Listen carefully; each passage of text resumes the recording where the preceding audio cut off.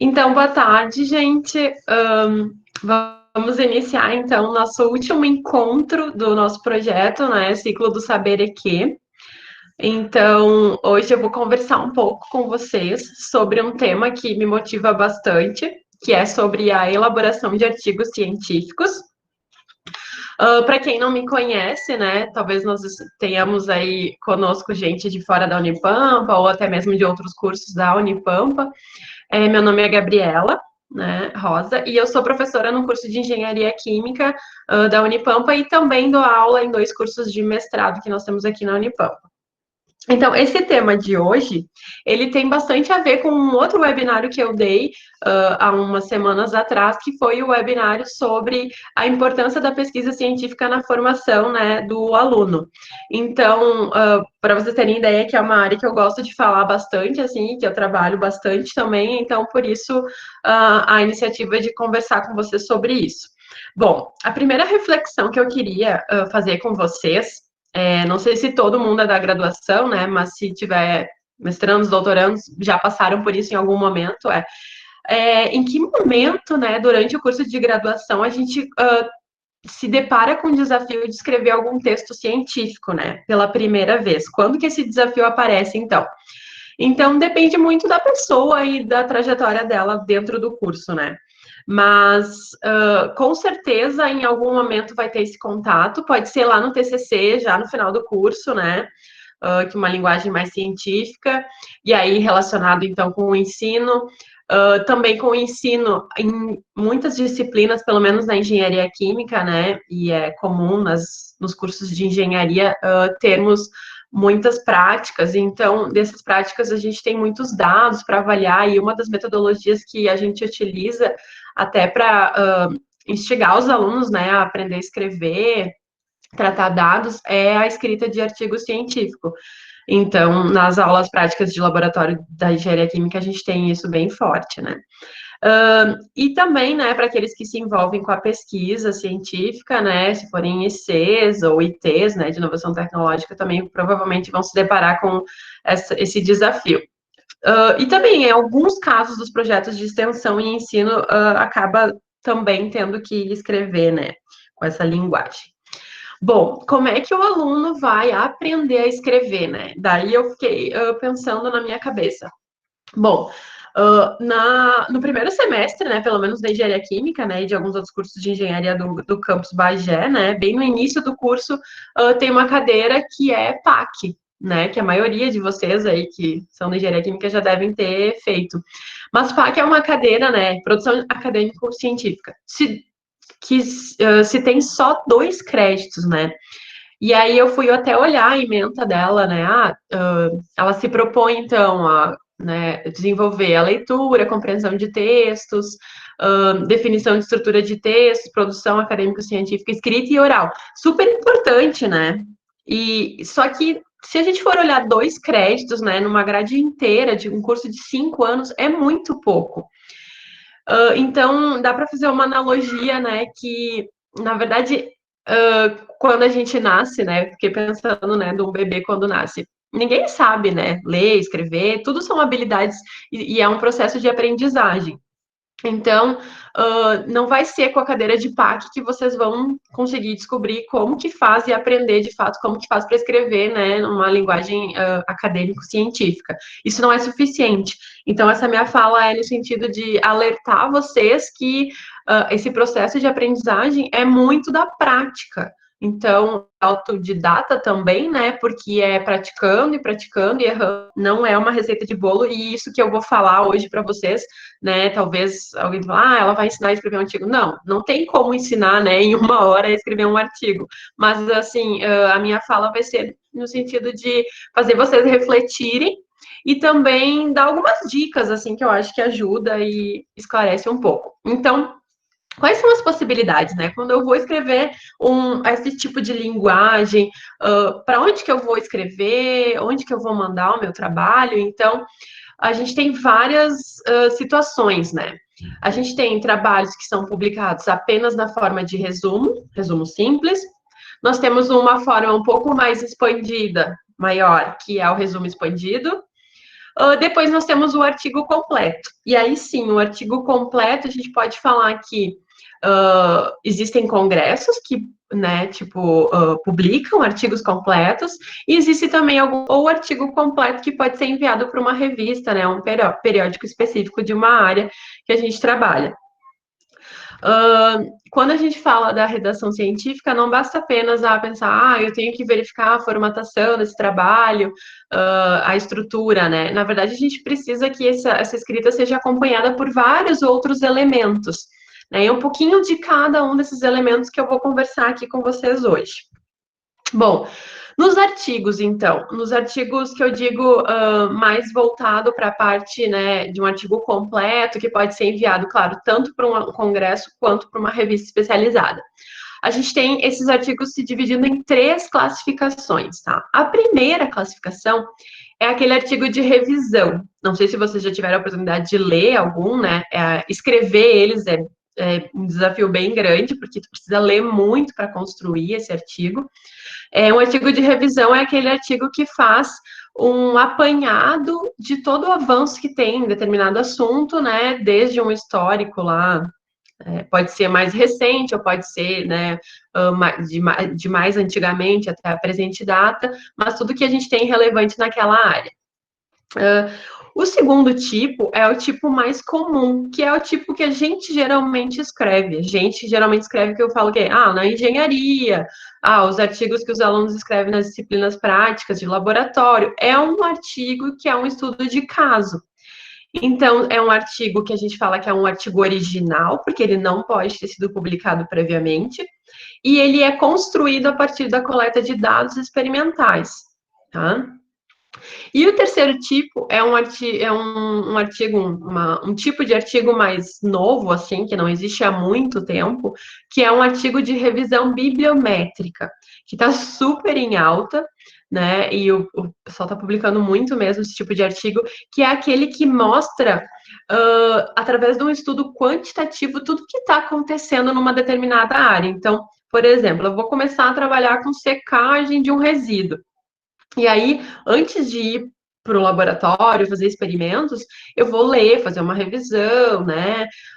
E eu posso até, com esses dados que eu tenho, construir um artigo de revisão bibliométrica, que faz o quê? Ele faz gráficos, né, através de análise estatística, mostra para o leitor como que aquela área tem avançado ao longo do ano. Então, é uma coisa bem interessante.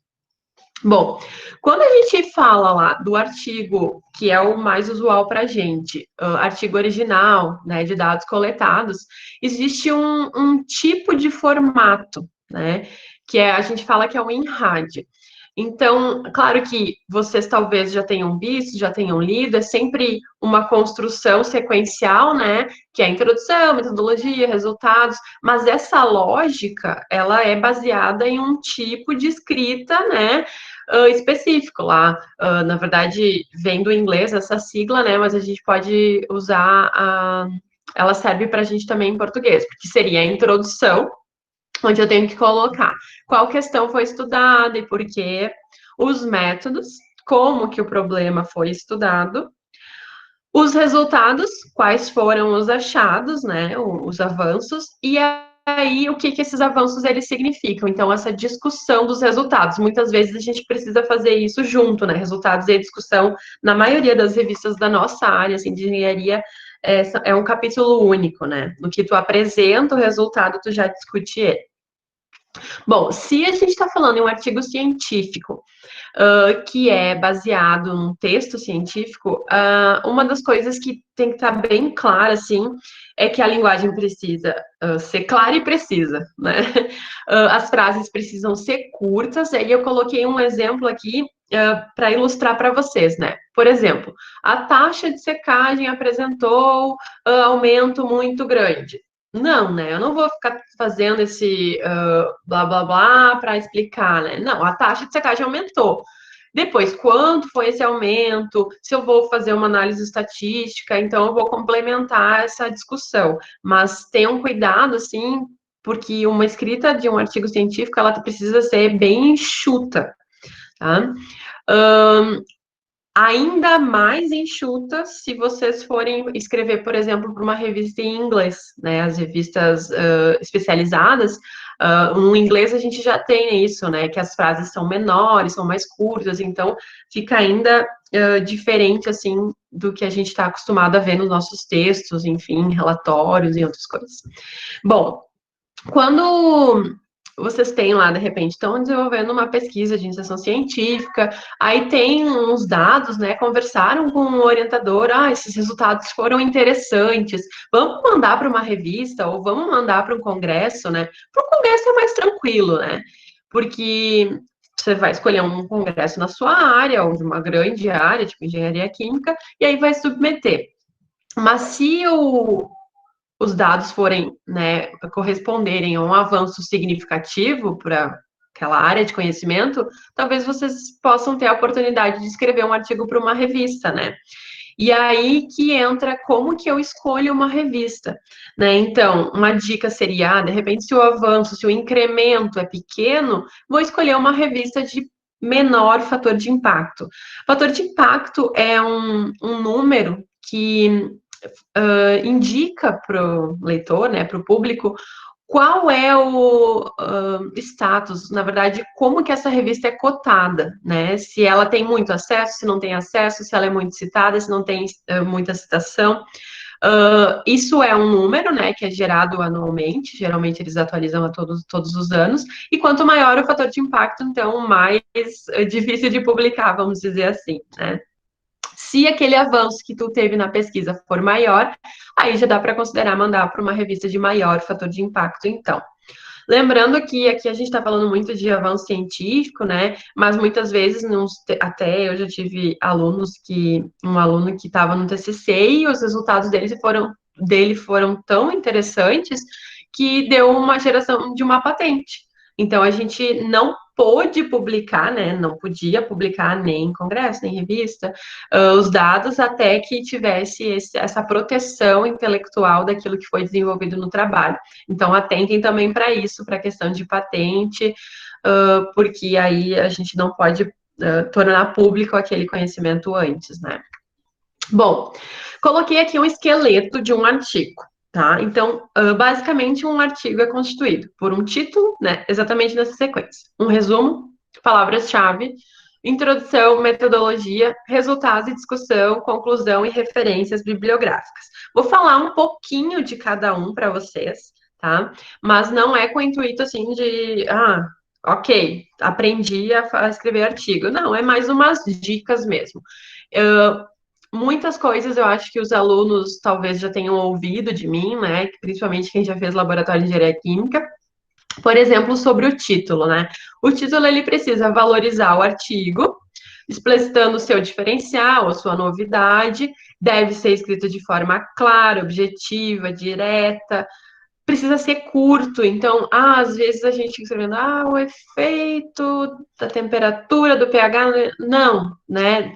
De preferência, indique no título a variável teórica, né? Tipo, a resposta do teu estudo. Sei lá, se estava estudando o efeito das condições experimentais sobre rendimento, eficiência, já vai buscando colocar no título a resposta e não as condições. Evitar abreviações, siglas e nomes científicos. Essa questão dos nomes científicos existem algumas exceções, então tem que ter cuidado. E tem que ser bem fiel ao conteúdo, né? Para não fazer com que o leitor fique com vontade de ler e depois ver, não, ele realmente não fez isso. Bom, sobre o resumo. O resumo ele se divide em dois tipos de resumo. O primeiro é o mais comum para a gente na área das exatas, vamos dizer assim, que é o resumo estruturado, é o resumo informativo, que é aquele que fala uma breve justificativa, o objetivo, às vezes já começa no objetivo, vai depender do número de palavras que tu tem para escrever isso, né, que geralmente é bem limitado. Vai contar sobre o estudo, delineamento do estudo, principais resultados e conclusão. Então, ele também segue aquela linha de escrita baseada no INRAD. E o outro tipo de resumo, que não é tão comum, mas às vezes as revistas pedem, é o resumo criativo. Então, não tem uma regra, nem uma sequência para seguir, e tu pode fazer ele assim de uma forma mais aberta. No geral, eu coloquei aqui, né, que o resumo ele precisa ser curto e no geral ele varia entre 100 e 250 palavras, mas cada congresso tem sua regra, cada modelo, né, tem o seu parâmetro. Ele precisa, né, de certa forma, convidar o leitor para que ele continue a leitura. Então, precisa mostrar a essência do trabalho. Não adianta, tipo assim, falar só uma parte do que foi feito e não falar o resto. Então, por isso que o poder de síntese, né, do aluno e com o seu orientador, seu grupo de pesquisa é bem importante nessa questão. Quais são os principais problemas, né, que a gente observa, assim, fazendo revisão, tanto dos orientados, quanto as revisões que a gente faz para as revistas, né, que como docente e pesquisador na universidade, nós somos convidados a dar pareceres para revistas nacionais, internacionais, congressos, né, e aí algumas coisas que a gente vê, né, que eu indiquei como problemas, né, algumas frases supérfluas afirmando que houve efeito, por exemplo, mas que tipo de efeito, né? O que que aconteceu?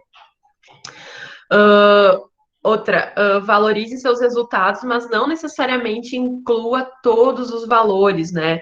Muito comum lá na disciplina de laboratório de engenharia química 1, né, que agora até mudou de nome, os alunos fazem muitas caracterizações na primeira aula e aí precisam colocar os resultados no resumo. E aí, como colocar? Então, claro que não tem como incluir todos os números, né? Então, tem que fazer um compilado, colocar a faixa, ou colocar o efeito, né? Se teve diferença significativa entre um e outro. No resumo, a gente não coloca citações, claro, salvo se o modelo do Congresso, né, tiver dito que pode incluir. Não inclua informações que não estão no artigo final. Isso é uma coisa que eu acho que até vou falar mais para frente, que é a questão de, eu vou construir um artigo em conjunto com a outra aluna, um colega, né, que trabalha no projeto comigo, e aí a gente divide, cada um faz uma parte, e uma parte vai ser o resumo, né? E às vezes quem faz o resumo não conversa muito com aquele outro colega, né? E aí fica, às vezes, coisas no resumo que não estão no resto do documento. Então tem que ter bastante atenção com relação a isso. E algumas dicas de como refletir, né, até antes de escrever o próprio resumo. O que foi feito? Né? Eu vou ter que inserir isso. Quais foram os achados? Qual a importância disso? Então, se eu já escrevi, volto lá. Escrevi sobre o que foi feito, indiquei os achados, indiquei a importância desse estudo. Aqui eu vou dar uma outra dica, que é uma coisa bem particular, tá? Dependendo de quem vocês forem trabalhar, o orientador, o grupo de pesquisa, pode ser que trabalhe de uma outra forma. Então, algumas das coisas que eu falo aqui hoje com vocês são coisas que eu uso no meu dia a dia com os meus alunos, né? Que talvez o orientador de vocês trabalhe de outra forma. E tá tudo bem, cada um tem o seu jeito. Que eu digo para os meus alunos escrever o resumo por último, porque já tem mais claro, né, tudo que foi feito e o avanço, então sugiro deixar por último.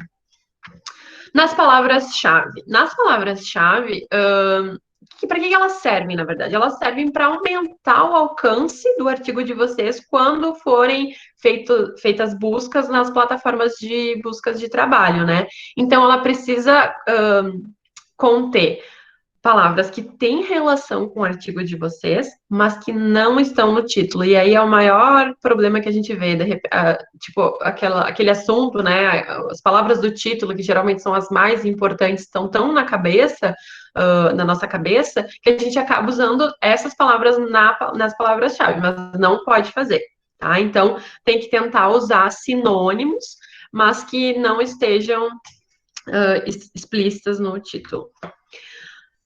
Entrando na introdução. Então, a introdução, ela vai dar uma base, né, do conhecimento na área, né, muitas vezes ela vai falar sobre a teoria, vai englobar os avanços na área e vai finalizar com os objetivos. Então, a introdução é aquela parte do artigo que vai vender o peixe, que vai colocar vai fazer com que o leitor continue lendo o teu artigo, né? Claro que provavelmente ele já leu o resumo antes para ver se, né, fazia sentido para ele ler todo o documento, mas a introdução é muito importante porque ela motiva o leitor a continuar no teu artigo. E a ideia é que um artigo, né, científico sempre proponha um avanço que ainda não foi respondido pela literatura. Né? Então, sempre tem alguma novidade, tem algum incremento, embora às vezes muito pequeno, e que precisa ser relatado, que precisa ser publicado na literatura. Então, a introdução ela precisa ter tanto esse embasamento teórico, como também uma justificativa para a proposta, culminando no objetivo do trabalho, tá? Sempre usando aquela linguagem científica, né? E que eu queria dar uma dica para quem não assistiu o webinário do professor André.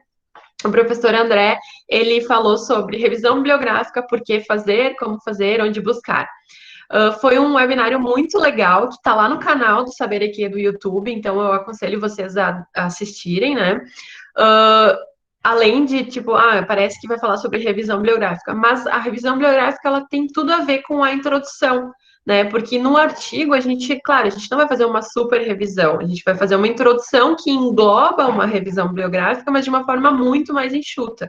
Então, eu acho bem inspirador vocês darem uma olhada lá, se caso não tenham assistido o webinário do professor André. Bom, tô na introdução ainda, né? E aí eu tenho que colocar o objetivo, que é sempre o último parágrafo dentro da introdução. O objetivo do trabalho, ele é uma dupla, né? Ele faz parte de uma dupla. E a dupla é objetivo e conclusão. Então, aqui eu coloquei a conclusão, embora não esteja ainda falando dela, mas é só para vocês atentarem que essa dupla, ela sempre precisa estar casada. Então, lá no final do artigo, quando vocês chegarem na conclusão, vocês precisam fazer aquele bate e volta. Vou ler os objetivos e ver se estão respondidos na conclusão, tá? Muitas vezes os objetivos do trabalho, eles estão fragmentados em um objetivo geral e objetivos específicos, né? Então, depende muito da revista ou do próprio congresso, né? Como que ele quer que vocês escrevam sobre isso. Bom, fechada a introdução, eu vou entrar na metodologia. O que eu vou fazer na metodologia? Eu vou ter que contemplar vários tópicos, né? Entre esses tópicos, o primeiro é o sujeito da pesquisa. Então, quem é o sujeito da pesquisa? Né? Na maioria dos nossos trabalhos, é aquela matéria-prima. Então, a coisa a ser estudada, né? Quem é a matéria-prima, de onde ela veio, né? Se foi cedida por alguém, qual é a posição geográfica, qual foi a época do ano, né? Todos esses detalhes que são importantes. Depois eu vou colocar sobre o delineamento do estudo. Então, eu vou apresentar a organização do meu trabalho, né? Se ele foi em várias etapas, eu posso comentar de uma forma geral, para que depois, quando eu entre em cada uma, o leitor se situe. Para depois colocar sobre o procedimento experimental. E aí, sim, não existe um padrão, mas geralmente a gente fala sobre os equipamentos utilizados e depois dos equipamentos coloca sobre os experimentos em si. Tem revistas que pedem para padronizar os equipamentos, por exemplo, colocar marca, modelo e país de fabricação. Mas algumas não pedem o país de fabricação. Mas detalhes como modelo e marca é padrão. Fez um experimento, já anota lá modelo e marca, porque essa informação vai ser imprescindível. Depois dos procedimentos experimentais, né, como que foi feito, né, sei lá, extração, secagem, adsorção, enfim, o processo que tu está estudando, que estou dando exemplos bem da nossa área, né, e por fim, alguma análise, então às vezes tem uma parte mais de análise, né, de caracterização, eu preciso incluir detalhes sobre essas análises também dentro do meu capítulo de metodologia.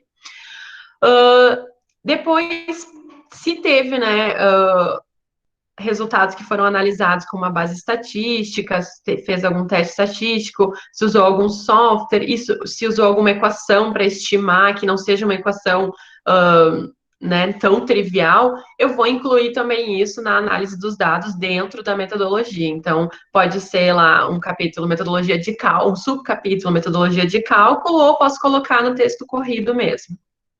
Também não tem um modelo. Essas informações, elas precisam estar na metodologia e precisam garantir a reprodutibilidade do meu trabalho. Então, isso que é um importante. Só que garantir a reprodutibilidade não escrevendo de forma muito minuciosa, né? Que a pessoa consiga reproduzir, mas eu não vou colocar lá, anotou-se a massa, depois de pesado, separou-se as peneiras, agitou-se, aí pesou-se novamente. Então, tem que cuidar isso para ser detalhado, para garantir a reprodutibilidade, mas que não fique demasiado isso. Bom, fechei metodologia, vou falar de resultados e discussão. Então, uma coisa que muitas vezes passa é apresentar as figuras, colocar as figuras e as tabelas dos resultados sem ter chamado aquele resultado. Então, lembrem sempre de chamar a figura, de chamar a tabela, para depois aparecer, né? E depois discutir. Então, eu coloquei ali figura de verde, justamente porque, na maioria dos casos, uma figura é mais fácil de ser compreendida quando a gente bate o olho, né, e vai estudar sobre aquilo, interpretar aqueles dados. Mas tem alguns casos que a gente, de fato, precisa apresentar os dados na forma de tabela. Só atentem para não apresentar os dados nas duas formas no artigo, ou coloca a tabela ou coloca a figura, né, ver o que vale mais, faz mais sentido para vocês para ajudar na discussão dos resultados. Então, na discussão, vão informar as respostas, explicar, daí vão explorar, né? Os resultados fazem sentido, por qual razão, qual motivo, o ponto de vista crítico de vocês vai ter que ser desenvolvido aqui nessa parte. Vão comparar com a literatura, então, não só fazer essa discussão com prévio conhecimento de vocês e com as palavras de vocês, mas também chamar fulano de tal que achou isso, ou fulano de tal que achou o contrário disso, né? Então, essa parte dos resultados de discussão é, na verdade, o coração da pesquisa. Ela precisa conseguir cruzar todas as informações e responder aquelas questões que foram colocadas lá na justificativa e no objetivo do trabalho. Finalizando, né, a estrutura do artigo, então a gente vai ter a conclusão, que aí vai indicar de uma forma bem clara, respondendo os objetivos, quais foram os achados, explicitar o avanço, né, quais as novidades da pesquisa. É muito comum a gente ver conclusões que não estão previamente discutidas no capítulo anterior. Então, atentem para isso. Não concluam algo que não esteja nos resultados de discussão. E a conclusão, ela precisa ser direta e pontual. Então, não é a hora de ficar explicando. Agora é papum. Respondeu, o objetivo deu. A explicação, essa coisa de chamar com a literatura, ela tem que ser feita no capítulo anterior, que é resultado de discussão. Nas referências bibliográficas, então, geralmente vocês vão estar seguindo uma norma, um modelo, daí eu não coloquei muito detalhe sobre isso, porque é bem específico, né? O próprio modelo, por exemplo, ali da biblioteca, quando vocês vão escrever o TCC na forma de artigo, existe um modelo específico para esse artigo, né? Caso vocês estejam nessa fase aí da graduação, acho que é interessante dar uma olhada lá. E sugiro fortemente que aqueles que ainda não usam os gerenciadores de referência comecem a usar. Um deles, né, que é livre, é o Mendeley, e ele faz o que para vocês? Vocês inserem todos os trabalhos que vocês usam na revisão, na discussão de vocês, todos aqueles artigos, teses, dissertações, vocês inserem na biblioteca dele, e aí depois, quando vocês fizerem um chamamento daquela citação, ele já vai botar lá nas referências e já vai formatar para vocês conforme uma biblioteca que eles têm com várias opções, né, de formatação, vamos dizer assim. Isso facilita bastante, tanto para o TCC quanto para artigos de congresso e de revista. Coloquei algumas dicas aqui, né, que são coisas que talvez vocês já saibam, né, mas que é importante refletir. Atenção para a transição entre parágrafos. Então, quando vocês estão escrevendo a introdução, principalmente introdução e resultados, né, vocês precisam fazer link entre um parágrafo e outro, né, porque senão fica desconexo, parece uma concha de retalho, né, e a gente não pode deixar isso assim. Outra dica é que vocês utilizem basicamente artigos, né, citações, né, de artigos de bases de dados indexados. Então, peguem artigos de bases conhecidas, como Science Direct, Scopus, Cielo, usem, né, livros se forem mais conceitos, dissertações e teses, mas para uma fala direcionada para aqueles que gostam da pesquisa e que consideram fazer iniciação científica, ou se já estão fazendo, usem artigos em inglês. Porque se um dia esse trabalho de vocês se for transformado, né, ou migrar, se transformar em um artigo para uma revista, né, se vocês conseguirem construir um artigo para uma revista, escrever, ele vai ter que ter citação em inglês, né? Mesmo que seja uma revista brasileira. Claro que algumas exceções, né, aceitam, né? Tem um percentual lá que eles aceitam de citações fora da língua mãe, vamos dizer assim. Mas não vale a pena fazer toda uma revisão com base em trabalhos em português. Atente aos detalhes, por exemplo, né? Palavras em estrangeiro, elas sempre precisam estar em itálico. Então, se vocês estiverem escrevendo em português, atentem para isso. Uma outra dica que, na verdade, é um pouco polêmica, né? Uso voz ativa, uso voz passiva. Então, assim, ó, se vocês me perguntassem ano passado, eu diria com toda certeza: vamos usar o impessoal, tira a pessoa do texto, usa, por exemplo, realizou-se a extração através de. Né? Só que eu tenho observado cada vez mais, olhando os artigos, principalmente os em inglês, né, os internacionais, que o pessoal já não está mais muito seguindo essa linha. Então, o que eles estão fazendo? Eles dizem que eu vou usar a voz passiva quando a ação é mais importante do que quem fez a ação. Então, tipo, não importa quem fez. Isso é um exemplo típico da metodologia. Né? Na metodologia, quem foi que pesou, quem foi que fez a extração. Na verdade, isso não importa, porque qualquer pessoa, né, com aquele conhecimento específico na área é capaz de reproduzir aquele experimento. Então, a linguagem da metodologia, ela independente da revista ou de ser atual ou mais antiga, ela é escrita na voz passiva, né? Deixando tudo no impessoal e retirando a pessoa do texto. Mas hoje em dia uma coisa, né, minha, eu observo que atualmente o pessoal já anda escrevendo a introdução e principalmente o resultado de discussão, os resultados de discussão na voz ativa, né? Porque é a forma como aquele pesquisador enxerga os dados e construiu aquele avanço científico com, né, a interpretação dele, no caso. Tem assim, uma contribuição muito forte da pessoa na ação, né, no avanço. Então, isso é uma coisa, não tem uma resposta 100%, né? Depende muito do que a gente está falando.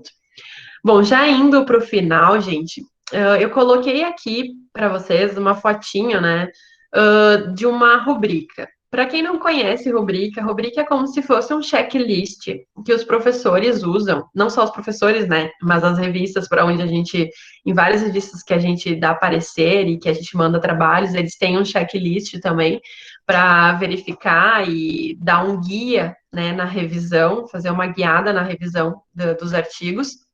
Isso também serve para provas, para trabalhos, né? Aqui não é muito difundido ainda, né? Mas cada vez mais a gente vê grupos de trabalho, assim, trabalhando na construção de rubricas para facilitar a revisão, principalmente para ser mais transparente para quem vai ser avaliado.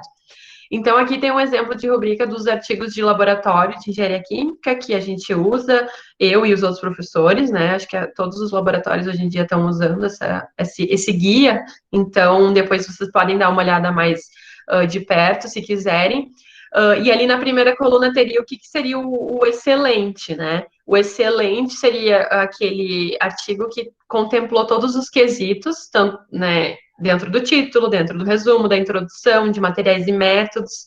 Aí eu não vou ler todos eles para vocês, né? Porque tem coisas que são bem específicas, né, de relação com operações unitárias e com fenômenos de transporte.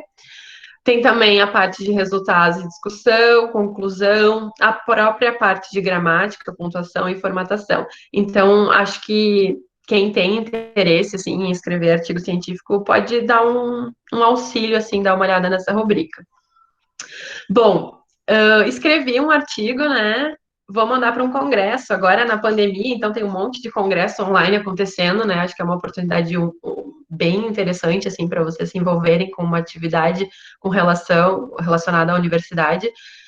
Se vocês acabarem de escrever hoje, não mandem para o orientador hoje, né? Leia, releia. Se tiver um amigo que não está envolvido na pesquisa, se tiver um parente que está com tempo, pede para o amigo, para o parente ler. Leia você mesmo o texto em voz alta, porque é importante essa releitura para amadurecer, né? A gente nunca. Quando a gente acaba de escrever, a gente está muito cansado, tanto a cabeça, os olhos, né? Enfim. Então, não acabe e manda, porque não vai estar legal ainda. Você sempre vai encontrar alguma coisa para arrumar. Outra dica que eu dou, né?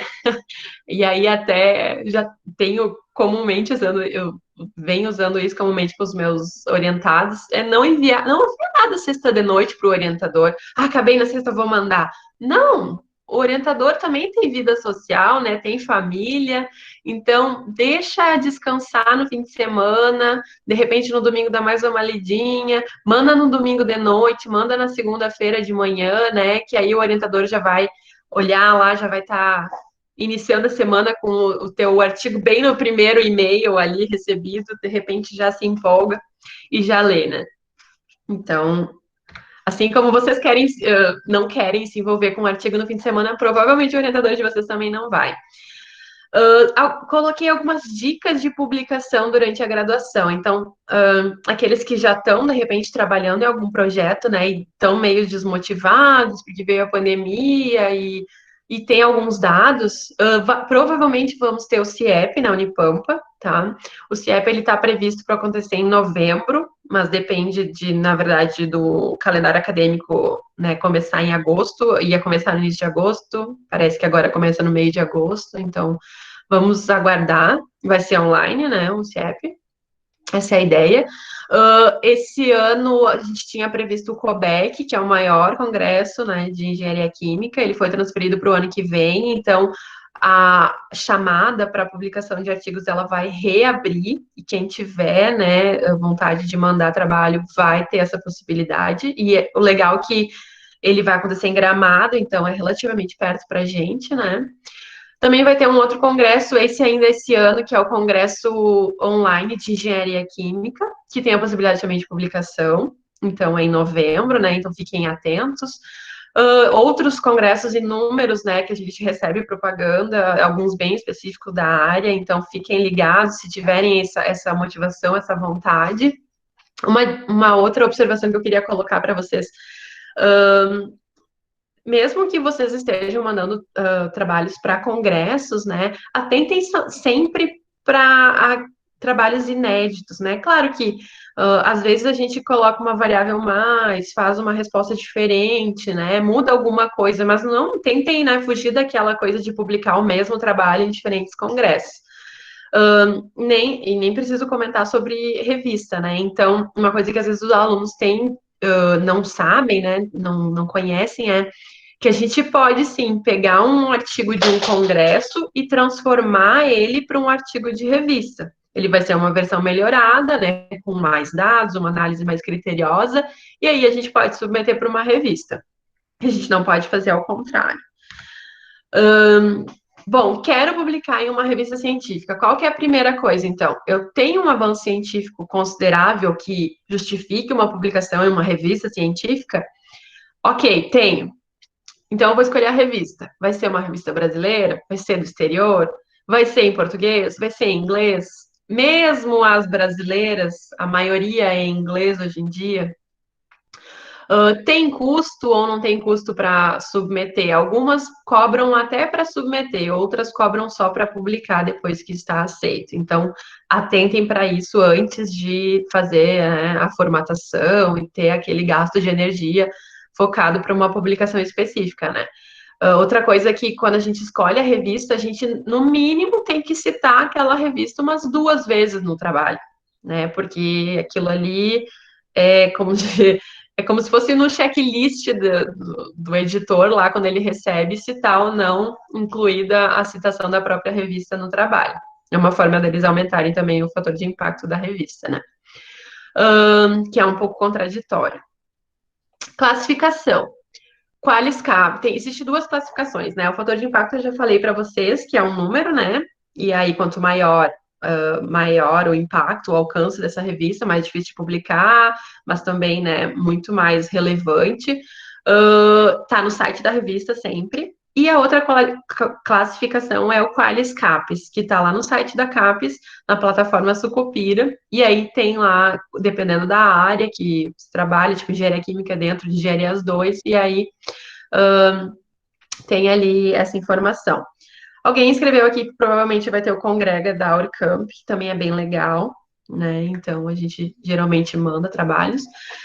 Referências que eu usei para fazer essa apresentação, coloquei aqui algumas para vocês, caso alguém tenha curiosidade, né? Tem um professor bem forte nessa parte assim de redação científica, que é o Volpato, e uma dica de um canal muito legal, principalmente para quem faz iniciação científica ou está fazendo TCC e quer aprender mais sobre como escrever, né, essa linguagem científica. É um grupo de pesquisa de neuromecânica aplicada de um pessoal de Uruguaiana, aqui da Unipampa mesmo. Eu coloquei ali o link para vocês. Tem tanto o site do grupo de pesquisa quanto o canal no YouTube com muito material. Tem até um curso sobre redação científica. Então, eu super aconselho a ver. O professor é o Felipe Cartes, de Uruguaiana, que coordena. Bom, já indo para os finalmente, então, queria fazer um convite. Então, no início eu falei lá que o nosso projeto de ensino, né, o primeiro ciclo está terminando, hoje é o último webinário, mas nós teremos o segundo ciclo. Então, é um convite para que todos participem do segundo ciclo, né? Ele vai iniciar na segunda semana de agosto, então em breve a gente vai colocar aí nas redes sociais, né, divulgando quais serão os webinários, os tópicos. Queria também comentar para quem está nos assistindo que vai receber por e-mail uma avaliação sobre o que achou, né, do primeiro ciclo do Saberequê. Provavelmente nos próximos dias deve estar recebendo esse e-mail. É muito importante a avaliação de vocês para a gente, né? E a gente também colocou lá, o professor Rodolfo colocou um item que inclui sugestões para o segundo ciclo. Então, a gente quer ouvir vocês, a gente ainda está montando esse segundo ciclo, então esse é o momento de vocês também sugerirem alguma coisa. Para esses dias agora que entre o primeiro ciclo e o segundo ciclo, fica o convite de vocês participarem de um outro evento virtual, que é a Sala Virtual de Empreendedorismo da empresa Júnior, da Engenharia Química, né? Para quem ainda não viu, ela começa amanhã, quarta-feira, às 19 horas, vai ter o primeiro, vamos dizer, webinário, né? Então entrem lá no perfil do Insta deles para fazer a inscrição. Tem uma programação bem interessante. Bom, finalizando, então, queria agradecer a presença de todos até o final. Deixei aqui meu e-mail, caso tenham, né, alguma motivação para querem trocar alguma ideia.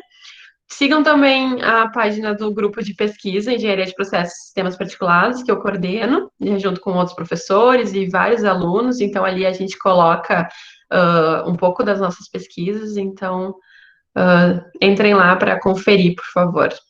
Era isso, então. Muito obrigada, gente.